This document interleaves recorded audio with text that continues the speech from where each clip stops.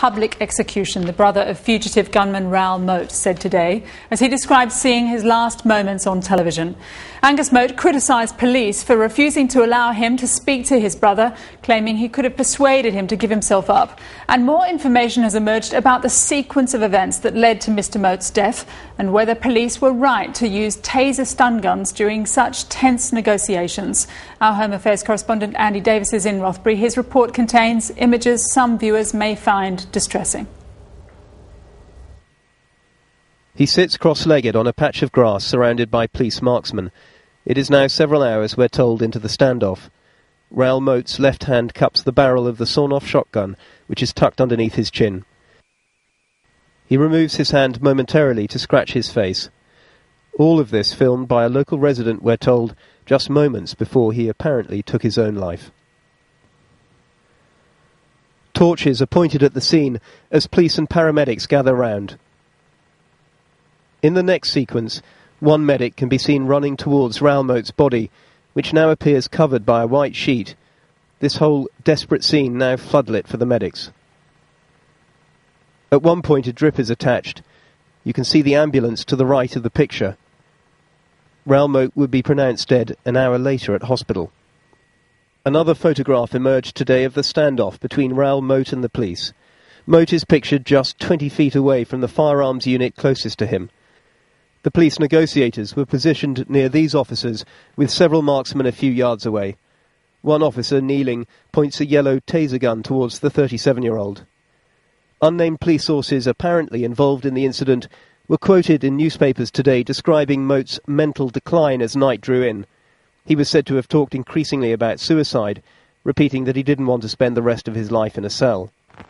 Determining what exactly happened at 1:15 yesterday morning will now fall to the investigators of the Independent Police Complaints Commission. They are now securing evidence and compiling lists of witnesses to interview. Critical to their investigation will be the question of why one or two taser guns were used against Raoul Moat. In this picture, one firearms officer can be seen holding a pump-action taser gun. For obvious reasons, it's not been disclosed which of the police taser guns were discharged in the operation. In Rothbury today, a market town propelled into the national spotlight, gone was the febrile atmosphere of the last week. Police exchanged handshakes with residents. And by the river, at the point where this highly scrutinised manhunt ended, we came across three men who'd driven 45 minutes from Newcastle to lay a bunch of lilies upon the blood-soaked ground where Raoul Moat died. I just come to pay me respects. I just don't think it should have ended like this. You know, I think it could have been a better outcome. From what I'm hearing, I don't think he's a bad man. It's just, I don't know, it's hard to say, you know, and what do you say for someone to go and do what he's supposed to have done? He must have been hurting bad inside. Remarkably, they said they weren't even friends of his, they'd just known him by sight. But the words, "they never took you," was illustrative of other defiant sentiments posted on websites attempting to eulogise an ill-conceived view of Moat as some sort of outlaw waging a one-man war against the police. And today his brother spoke out publicly for the first time since the events of yesterday morning, questioning the police tactics in the strongest of language. It was like a public execution. I'm probably the only person who's ever witnessed their brother die live on national television. I wouldn't wish that on anybody, especially when you can't do anything about it. You haven't got the means to get up there to try and stop it. Completely powerless. If somebody hits you with a taser, every muscle in your body contracts. You have no choice in the matter. You're still twitching afterwards, as I understand.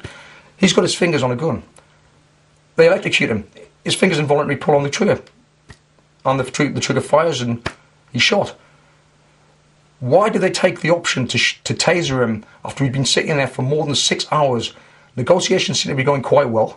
Why was this sudden decision to taser him at that point taken in the pouring rain? Was there any signal?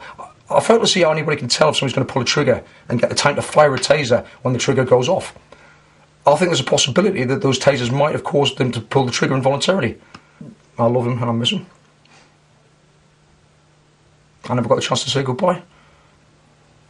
The chance to say goodbye was something the self-pitying Raoul Moat denied the family of Chris Brown, when he shot and killed the 29-year-old karate instructor 8 days ago. Mr. Brown's father today described Moat as a coward whose family will have to live with his actions for the rest of their lives. Live now to Andy Davis in Rothbury. Andy, what stage